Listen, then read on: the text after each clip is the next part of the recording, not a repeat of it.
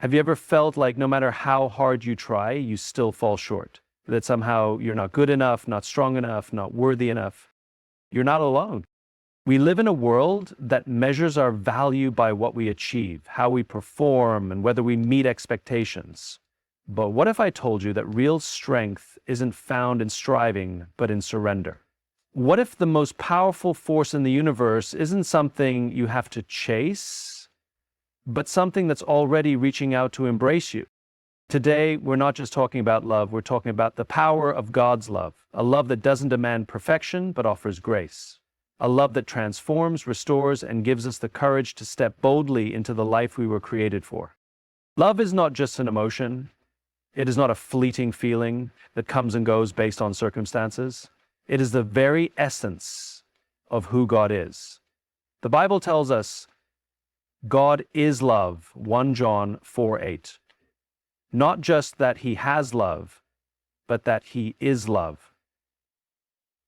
That means everything he does, everything he has ever done, and everything he will ever do is rooted in love. But here's where we often misunderstand it. We are conditioned to see love as transactional. We love those who love us back. We offer kindness when it is reciprocated. We feel worthy of love when we perform, when we meet expectations, when we do enough. That's human love.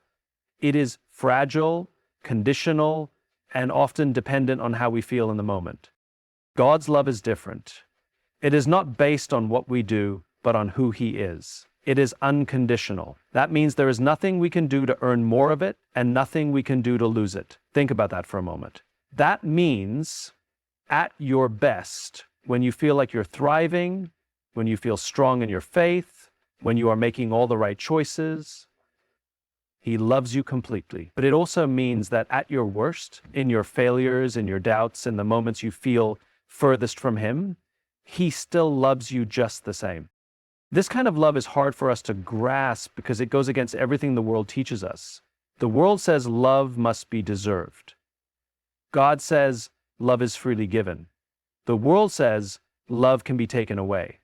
God says his love is unshakable, unmovable, unbreakable. The world says love depends on our actions. God says love depends on his character.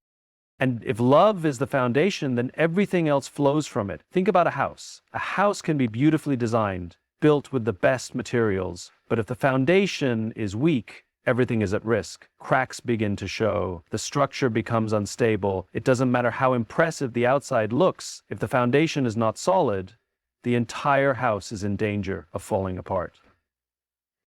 The same is true for our faith. If our foundation is built on rules, rituals, or religion alone, if it is based only on what we do rather than what has already been done for us through Christ, then we will constantly feel like we are on shaky ground.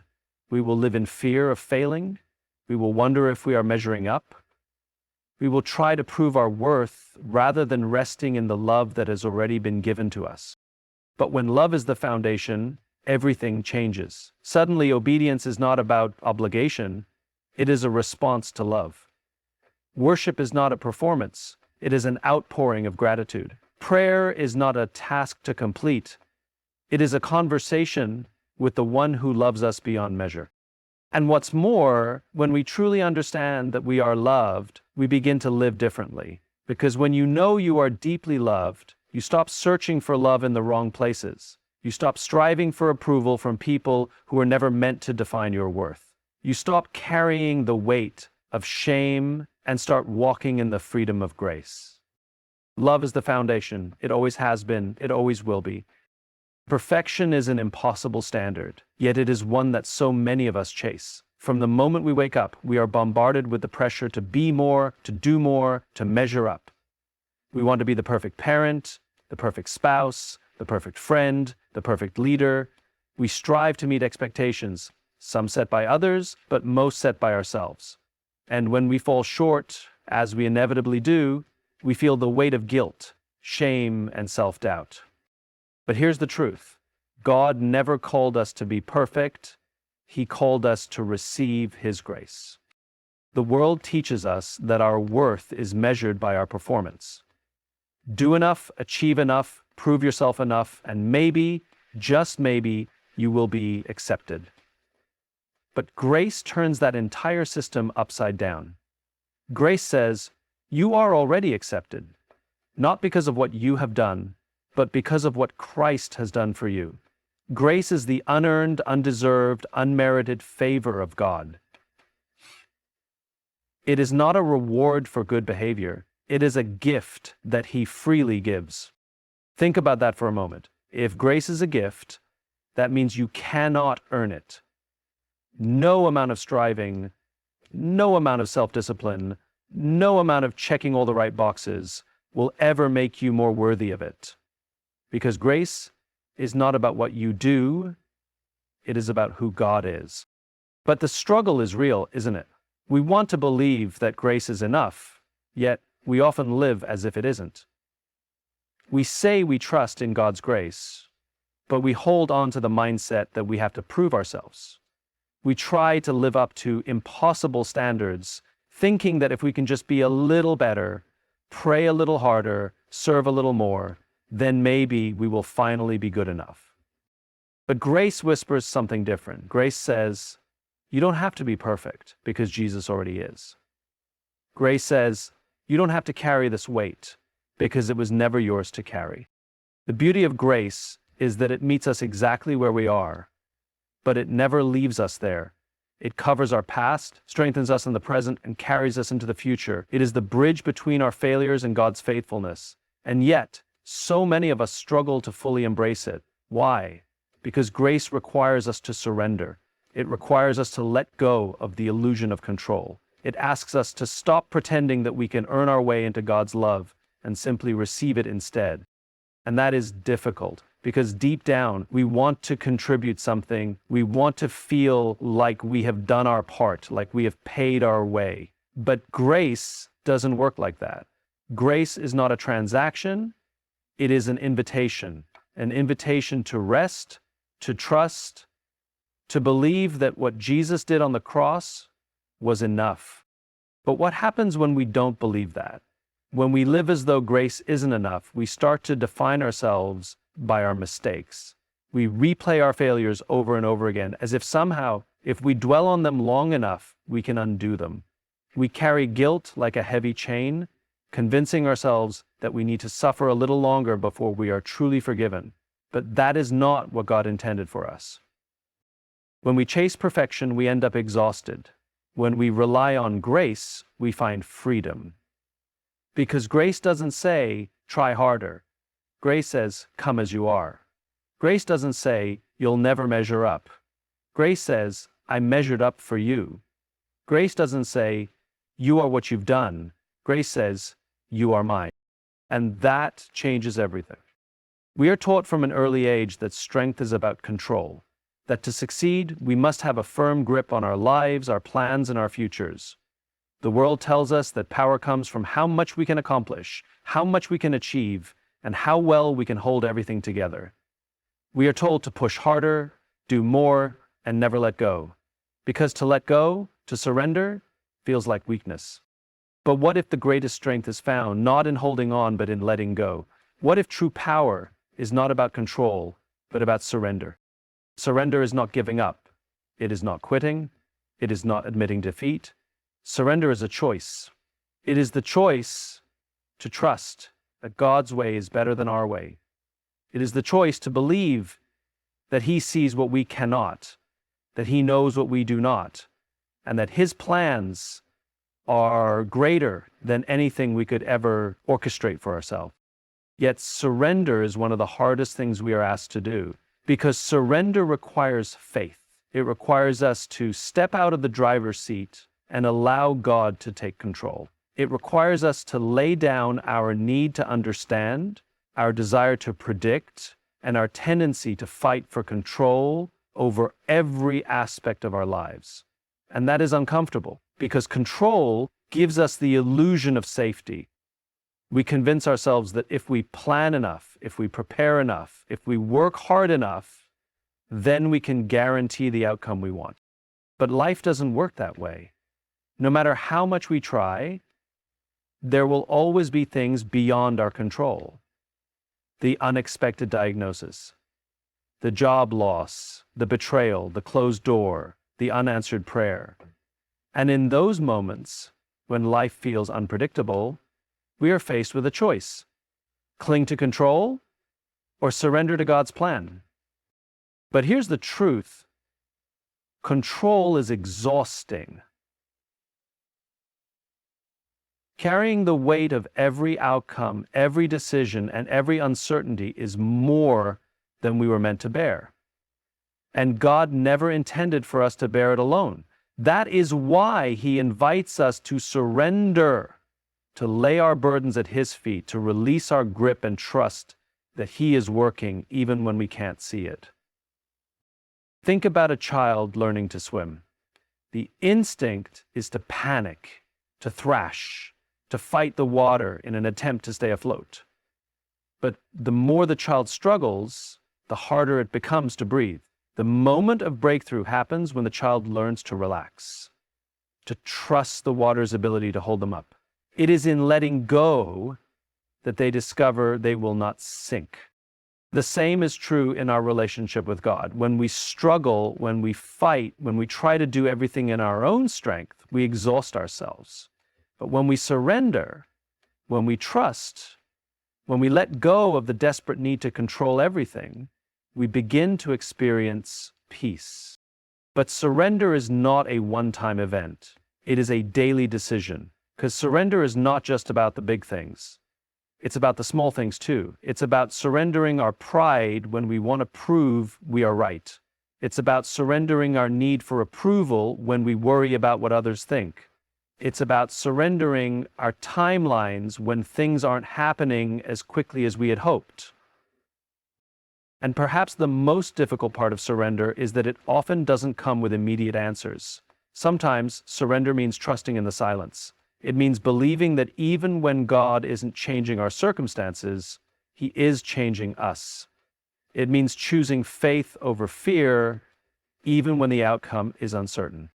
We surrender because we were never meant to carry everything on our own. We surrender because we trust that God's plan is greater than ours. We surrender because in surrender we find the freedom that control could never give us. Leadership is often misunderstood. Many people associate leadership with power, authority, or status. They believe that to lead is to be in charge, to make the decisions, to set the course, to ensure that others follow. The world teaches us that leadership is about dominance, influence, and control. But true leadership, the kind that transforms lives, families, workplaces, and communities, is not about how much authority we have.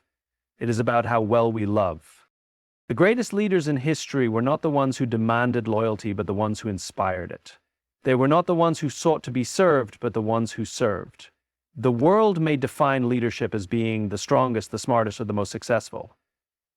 But God defines leadership through love. And love, as we know, is not a passive feeling, it is an active choice. Love is patient when others are difficult. Love is kind when situations are frustrating. Love is humble when the ego wants recognition. Love forgives when holding on to resentment feels justified. Love listens when it would be easier to dismiss. Love steps forward when fear says to step back. But here's the challenge. Leading with love requires sacrifice. It requires us to put others first, even when it's inconvenient.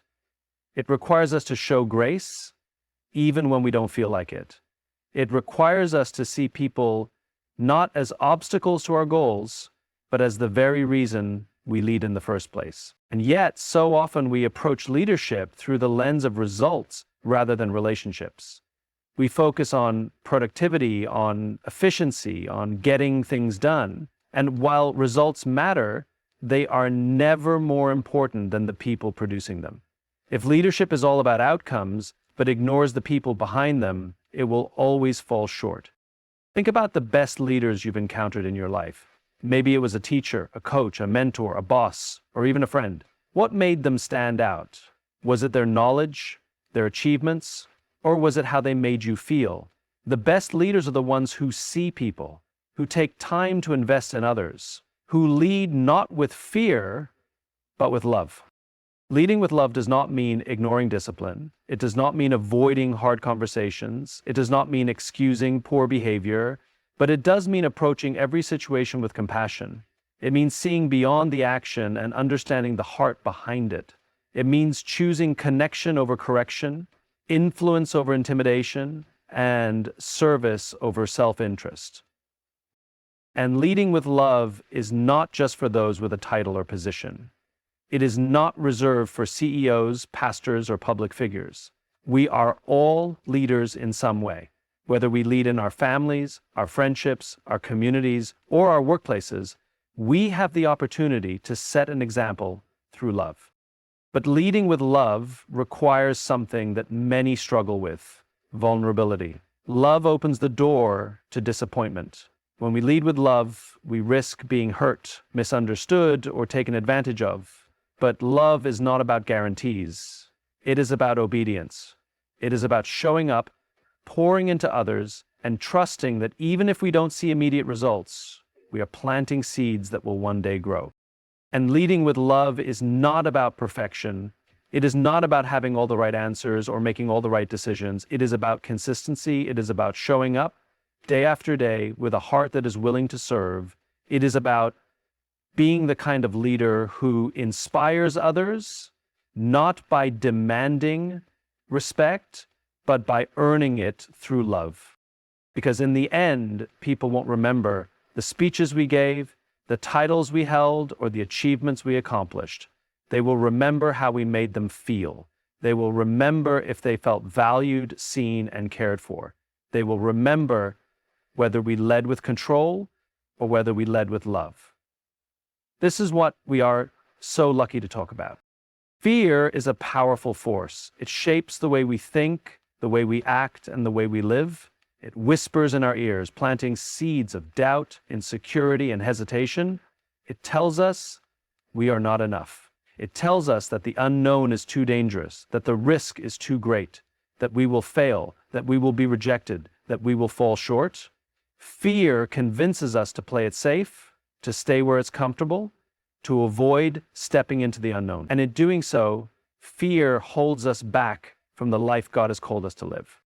But faith has the power to break fear's grip. Faith is not the absence of fear. Faith is the choice to move forward despite it. Faith is the decision to trust in what we cannot see, to believe in what we do not fully understand, to step out, even when the path is unclear. Faith reminds us that our strength is not in our own abilities, but in God's power. Yet faith is not always easy, because faith requires surrender. It requires us to let go of our need for control. It requires us to walk forward, not with certainty in our circumstances, but with confidence in God's promises. And that is difficult, because we crave certainty. We want guarantees. We want to see the entire path before we take the first step. But that's not how faith works. Faith is stepping out when we don't have all the answers. Faith is trusting that God is already working, even when we can't see the results. Faith is choosing to believe that He is still good, even when life doesn't look the way we expected. And here's the thing about fear.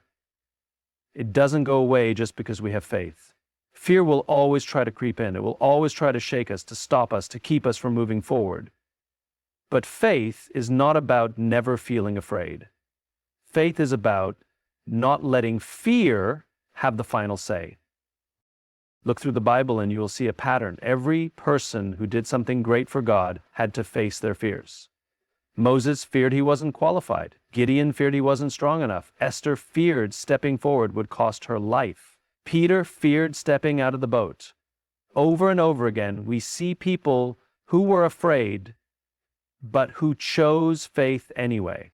Because faith is not a feeling, it is a decision. A decision to trust when things don't make sense. A decision to step forward when everything in us wants to shrink back. A decision to believe that God is greater than whatever we are facing. But fear doesn't just show up in big moments. It shows up in the small, everyday choices. Fear tells us to stay silent when we should speak. Fear tells us to hold back when we should step up. Fear tells us to settle for less when God is calling us to more. Fear tells us to cling to comfort rather than embrace the unknown. But faith is stepping out of the boat even when the waves are high. Faith is speaking even when your voice shakes. Faith is moving forward even when you don't know what comes next. Faith is trusting that no matter what happens, God is already there. And faith beyond fear doesn't mean the fear disappears. It means we refuse to let fear stop us. It means we press on, even when it's uncomfortable. It means we choose courage, not because we feel strong, but because we know that God is strong. Because fear may be loud, but God's voice is louder. Fear may be persistent, but God's promises are greater. Fear may try to hold us back, but faith is the key to stepping into the life we were created for. Purpose is one of the deepest desires of the human heart. We all want to know that our lives matter, that we are here for a reason, that we are making a difference. We spend years searching for meaning through our work, our relationships, our achievements, hoping to find something that gives us a sense of fulfillment. Yet so many people still feel lost. They wake up every day going through the motions, checking the boxes, meeting expectations. But deep down, they wonder, is this really all there is? The world tells us that purpose is something we must chase, that it is found in success, in wealth, in status, in recognition. We are told that if we can just achieve more, if we can climb higher, if we can gain more influence, then we will finally feel fulfilled. But the problem with this kind of purpose is that it is fragile. It is based on external circumstances, on things that can be taken away. And when those things shift, when they don't satisfy us the way we thought they would, we are left feeling empty, wondering what went wrong. But the truth is, purpose is not something we find, it is something we live. Purpose is not about a job title, a bank account, or a position of influence. It is not about what we do, but about why we do it. Purpose is about living with intention. It is about waking up every day knowing that God has placed us here for a reason. It is about understanding that we are part of something bigger than ourselves. And purpose does not begin when we reach a certain level of success. It begins right where we are. So many people wait for purpose, thinking that one day when they have more, when they accomplish more, when they figure everything out, then they will finally step into their calling. But purpose is not waiting for the perfect moment. It is found in the moments we choose to live fully, to love deeply, to serve faithfully. Think about the people who have made the greatest impact in your life. Were they the wealthiest, the most famous, the most powerful? Or were they the ones who showed up, who encouraged you, who made you feel seen and valued? Because purpose is not about how big our influence is, it is about how deep our impact goes. And living with purpose does not mean we have all the answers. It does not mean we have a perfect roadmap for our lives. It means we trust that God does. It means we lean into the calling He has placed on our hearts, even when we don't see the full picture. It means we take steps forward, knowing that every act of obedience, no matter how small, is part of a bigger plan. But purpose requires something that many of us resist: obedience. Because sometimes living with purpose means doing things that feel insignificant. It means serving in ways that no one notices. It means showing up day after day in places that feel ordinary, trusting that God is using even the smallest moments for something greater. And that is the challenge, because we want purpose to feel big, we want it to be exciting, to be noticeable, to be something that stands out. But often, purpose is found in faithfulness, in the quiet moments, in the unseen acts of kindness, in the times when we choose love over resentment, patience over frustration. Purpose is not about waiting for the right opportunities to come. It is about making the most of the opportunities we already have. It is about recognizing that our lives are not an accident. that every breath we take is a gift, that every interaction we have is an opportunity to make a difference. Because living with purpose is not about what we get, it is about what we give. It is about using our gifts, our time, our energy to bring light to those around us. It is about choosing to be present, to invest in people, to live with a heart that is focused not just on success, but on significance. And when we live with purpose, everything changes. Our work is no longer just a job, it becomes an opportunity to serve. Our relationships are no longer just routine, they become places where love is poured out. Our struggles are no longer just obstacles, they become testimonies of God's faithfulness. Because purpose is not something we create, it is something we step into. It is not about waiting for the right moment, it is about deciding to live right here, right now, with a heart fully committed to the calling God has placed within us. At the core of everything, our faith, our calling, our relationships, our very existence, is the undeniable power of God's love. It is a love that goes beyond our failures, beyond our fears, beyond our need for control. A love that calls us into grace, that invites us to surrender, that strengthens us to lead with compassion, that emboldens us to live with faith beyond fear, and that compels us to walk in purpose. But the key to living in this love is not found in striving, it is found in trusting. Trusting that we don't have to be perfect to be worthy of His grace. Trusting that we don't have to have all the answers to take the next step. Trusting that surrender is not about losing control, but about gaining freedom. Trusting that love is the foundation, that faith is our guide, and that purpose is not something we chase, but something we live out daily. And the beauty of God's love is that it does not just transform us, it transforms the world around us. When we embrace His grace, we extend grace to others. When we surrender our plans, we make room for something greater. When we lead with love, we create ripples of impact far beyond what we can see. When we choose faith over fear, we walk in confidence, knowing that no matter what comes our way, we are never alone. And when we live with purpose, we step into the life we were created for, a life that is not just about existence, but about meaning, about impact, about reflecting the very love that first called us into being. So the question is not whether God's love is there, the question is, will we embrace it? Will we choose to live in the fullness of His grace, to surrender our need for control, to lead with love, to trust in faith, and to walk in the purpose He has set before us? Because when we do, we don't just live a good life, we live a life that matters, a life that glorifies Him, a life that is marked by His love, and through it, changes the world.